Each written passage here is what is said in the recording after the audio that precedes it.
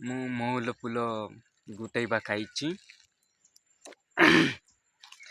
ଏବେ ବର୍ତ୍ତମାନ ପଢ଼ୁଛି ଆଉ 11ଟା 12ଟା ବେଳକୁ ଏକା ହେଲେ 2-3ଟା ପଢ଼ୁଛି। ଏବେ ଟିକେ 4-5ଟା ଲେ ପଢ଼ୁଛି।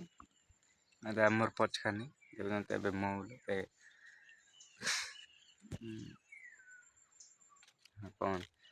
କଣ କରିବି ଭିଡ଼ିଓ ଗୋଟେ ବନେଇବି ଟିକେ କହିବେ।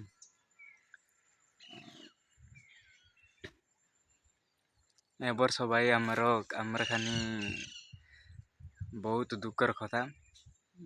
ଏ ବର୍ଷ ବର୍ଷା ବି ଆଇଲାନି ଆମର ଏରିଆରେ ବହୁତ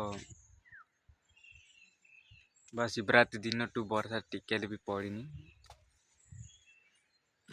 ଆଉ ଆମର ଏରିଆ କାନି ବାଲିଆ କାସା କିନ୍ତୁ ଏ ବର୍ଷ ବାଲିଆ ଆସା ନାହିଁ।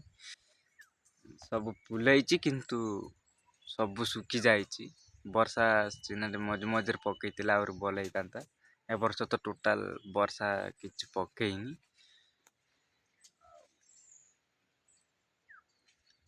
ଭିଡ଼ିଓ କଲା